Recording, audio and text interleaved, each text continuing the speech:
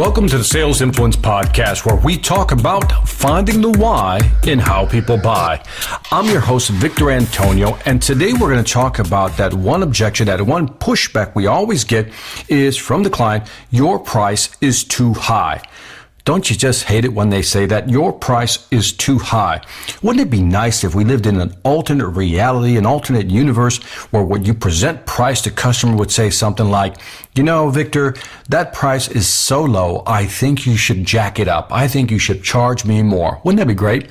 But the reality is most customers, if not all customers, are always going to push back with your price is too high.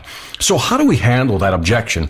Well, I have a resource for you. I'm going to have to dig into the archives for this one, but I think you'll like it. I'm going to refer to my man, Zig Ziglar, in his book, Secrets of Closing the Sale. Zig Ziglar has a great example that I want to share with you that I think you can use when you have that objection, your price is too high.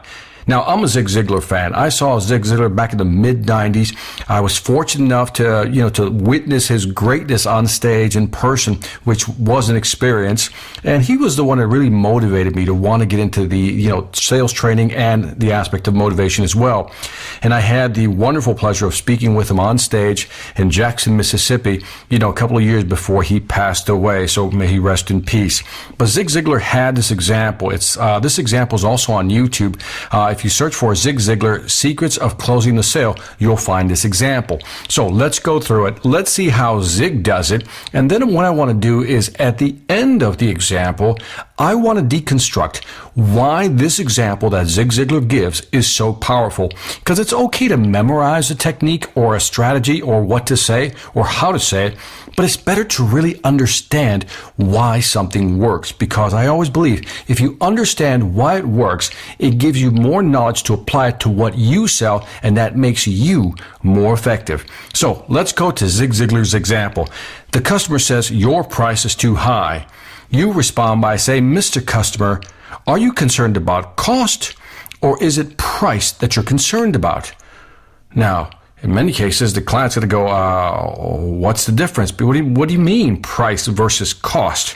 Well, in Zig Ziglar's example, he jumps straight into a personal story. Well, Mr. Customer, let me explain. And he starts telling the story. The story is about he's going to buy a bicycle for his son. So he goes down to the Schwinn distributor, buy a bike, and sure enough, the price of the bike, the Schwinn bicycle, which was the best of the time, $65. Now, back in the day, back in his time, $65 was a lot of money. So he decides, no, we're not going to buy that one. Let's go down to another store, and he wanted to buy a bike that cost $34. As opposed to $65, they found an alternative that cost $34. Well, as Zig tells the story, 60 days later, the handlebars need replacing, and now that's going to cost them $5 more. So now the bike that cost them $34, now added $5 on top of that, is now going to cost them $39. That's what it's now costing them. So 3 months later, guess what? The sprocket and brake system goes to hell, so that's going to cost them an additional $15. We'll add $15 to $39. It brings the total now to $54. Now, a couple of months later, as Zig tells the story, something else goes wrong, and they want another $5. And at this point, he says, forget it. That's it. I'm done. I'm not putting any more money into this bike. Goes back to the Schwinn dealer bike shop and buys the bike for $65. He then says, look, when I bought the bike, the alternative, not the Schwinn bicycle, when I bought the original bicycle, by the time I added up all the costs of what it would cost me to repair it, again, the handlebars, the sprockets, the brakes, anything additional, the cost was $54. But my son, as he says, only rode it for 6 months. So take 54 divided by 6 months, and that means that the cost of that bike was $9 per month. He then tells how his son rode that Schwinn bicycle, the one that cost $65, that was a better quality bike, how he rode that bicycle for 10 years. And if you take $65 and divide it by 10 years, the cost of that bike was only $6.50 per year, as opposed to the cheaper model, which cost $9 per month. And then he says the following, again, Mr. Customer, is it price or is it cost? You see, Mr. Customer, a lot of people can beat us on price, but nobody can beat us on cost. And since price is a one-time thing and cost is a lifetime thing, don't you really want the best possible lowest cost? End of example. Now, this example is brilliant for many reasons, and I want to go ahead and deconstruct it so you can really understand why this is powerful. Let's go through it. Now, the objection is your price is too high. Ziegler's response is, Mr. Customer, are you concerned about cost or is it price you're concerned about? Now, the customer is going to say, what? Now, what Zig Ziglar has done in this example is that he's inserted what is known as a pattern interrupt, a mental pattern interrupt. What you want to do is basically, by asking a key, insightful question, basically mentally stop the customer dead in his tracks. What you want to do is like shake them up to wake them up. You ask them a question that they haven't really thought about. And is it price or is it cost is one of those questions. So at this point, the customer's confused. Like, I thought they were the same thing. What's the difference? By asking that mental interrupt question, that pattern interrupt, what he's done, he's now allowed the customer to kind of stop, but also be willing to listen to understand what is the difference between price and cost. In other words, now he has the client's full attention. Then he jumps into this example, which he does on a board or a piece of paper if you're with a customer, and he starts doing almost like the Ben Franklin thing, right? Pros and cons. So on one side, he says, if I bought the new Schwinn bicycle, that would be $65. And on the right-hand side, he talks about the bike he did buy, and he writes the number 34. And then he talks about how the handlebars need replacing. So then he adds another $5, which brings the total to $39.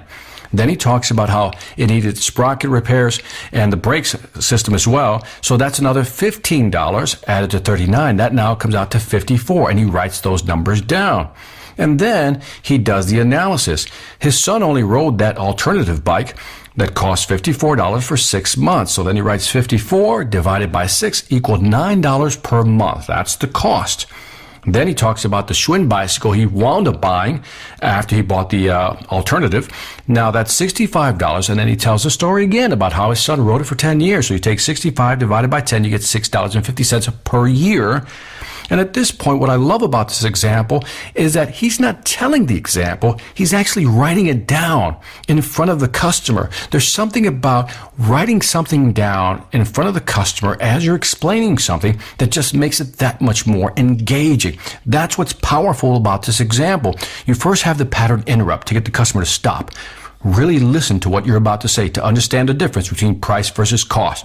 He then shifts into this written example, writing it out, and basically doing price versus cost and going through the whole motion.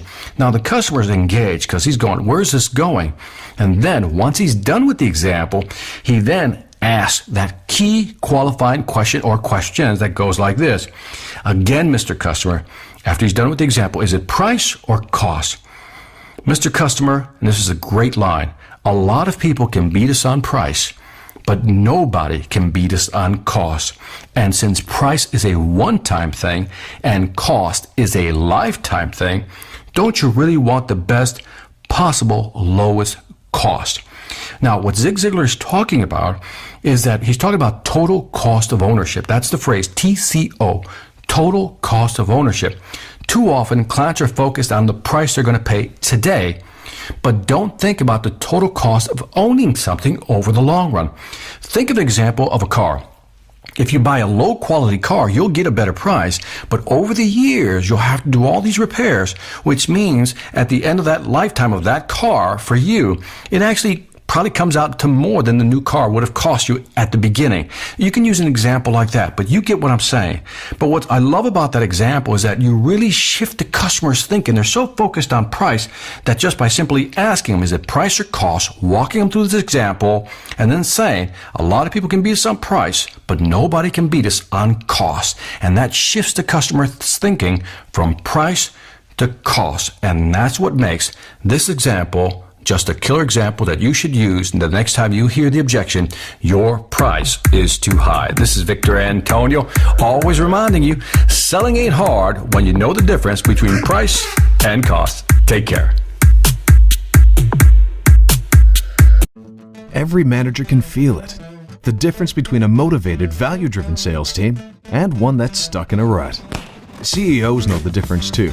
They can see it clearly in the profit and loss columns. The question is, how do you get your team to this elite level? Is there something extra you can do to break through the remaining resistance and equip them with the right mindset to grow your business? Yes, there is. But you're not going to do it with one of those cheesy inspirational speakers or some self-proclaimed guru.